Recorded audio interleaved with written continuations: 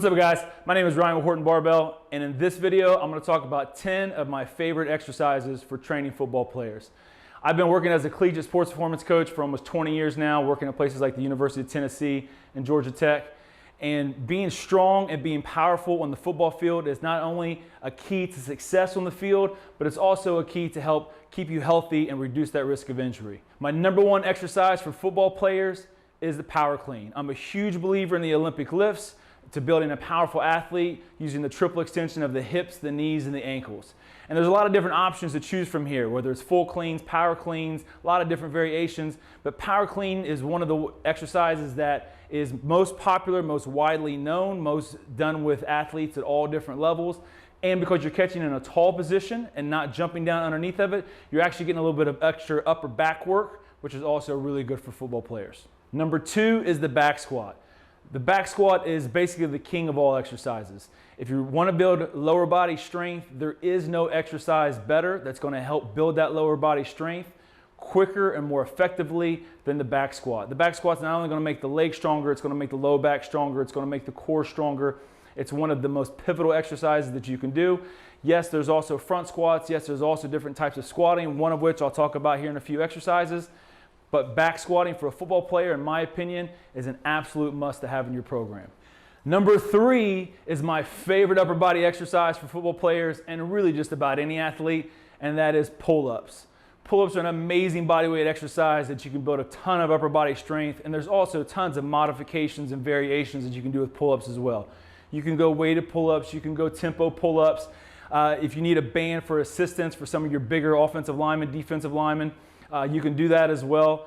But pull-ups are an upper body exercise that I'll have in my training programs at least once, if not twice a week throughout the entire season. My number four exercise for training football players is the pistol squat. Now, single leg training is extremely important for football players. You may not really think about it, but a lot of the movements that you do on a football field is actually done on a single leg. Sprinting is a single leg movement. A lot of jumping is done on a single leg. Cutting on the football field is done one leg at a time. So single leg training is absolutely critical for a football strength conditioning program. And there's a lot of different single leg movements that you can pick from, and I think all of them are great to have in your program. Lunges, step ups. But pistol squats I really love for a couple reasons. One, it's a true single leg exercise. The opposite foot is literally off the ground, so it can't help you and assist you with your single leg movement as you're working the other side. And it's a body weight movement that can be done by anyone, anywhere, anytime. Number five is one of every football player's favorite exercises, and that is the bench press. Say what you will about the bench press, but it is one of the most effective exercises at building upper body strength, especially upper body pressing strength. I once had a coach tell me, if you're bench pressing on the field, it means you're laying on your back and something really bad just happened. And while that does have some merits, if we're just talking about building strength and building upper body strength, bench press is one of the best exercises that you can have in your program. Number six is one of my all-time favorite movements, and that's the overhead squat. And there's a few reasons why I really love overhead squats. One, it's an unbelievable assessment tool. An overhead squat is going to tell you almost everything that you need to know about how each one of your athletes is feeling before workout starts. So if there's any shoulder tightness, back tightness, ankles, knees, hips, it's going to show up on an overhead squat. So it makes an absolutely great assessment tool. It's also an unbelievable shoulder mobility exercise and shoulder stability exercise. Yes, we can do AYTs and we can do band work and rotator cuff work and a lot of that stuff, and I do love all of those exercises. But if you really want to build strong, stable shoulders, show me an athlete that can overhead squat their body weight, and I'll show you an athlete with really strong, really stable shoulders. Number seven is the second Olympic lift variation that's on my top 10, and that's the hang power snatch. The hang power snatch is an amazing exercise at building speed and building power. It's done from the hang position, so you're starting above the knee, which makes it a little bit easier technically for your athletes to be able to pick up and learn how to do. And it really just allows the athlete to really focus on just creating power from the hip and moving the bar as explosively and aggressively as possible. It's an absolute great exercise to have in your football training program. Number 8 on the list is Romanian deadlifts or RDLs.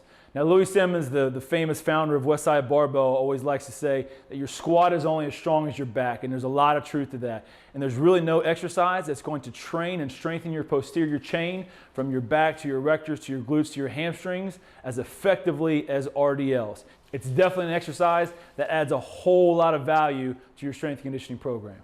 Number 9 on the list is one of my all-time favorite upper body exercises, and that's dips.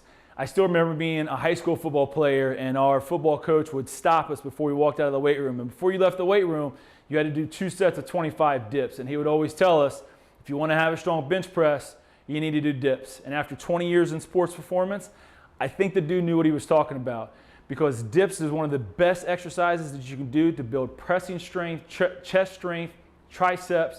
And if you want to build a strong upper body, bench press, pull-ups, dips is going to get you there. Last but not least is sprints. Now, every other exercise that we've done up to this point has been all stuff that's been done in the weight room, and there's a lot of stuff that we could throw in here as well.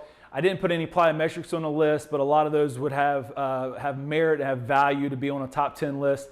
But I couldn't do 10 exercises without leaving out sprints. I think with a lot of off-season training now, we've actually gotten away from doing sprints, to where we'll do ladder drills and a bunch of other things and stuff in the weight room.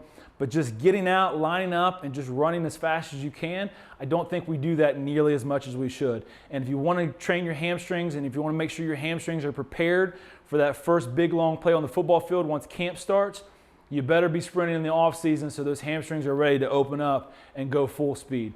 So my top 10 list are going to be rounded out with something not in the weight room, but just get out and sprint. So that's my 10 favorite exercises to use in a football strength and conditioning program. Those are exercises that I use on a weekly basis, if not a twice per week basis. Now, obviously, those aren't the only 10 exercises you can use. There's dozens, if not hundreds of different exercises out there that are all going to be used at some point in the off season and the in season within your football training. But those are 10 exercises that I would highly recommend of trying to figure out how you can incorporate into your football training. If you like this video, do me a huge favor, go down and hit the like button. That helps the YouTube algorithm know that this video is not terrible and can be seen by other people, and it also lets me know that you like the video and I can make some more just like it. Until next time.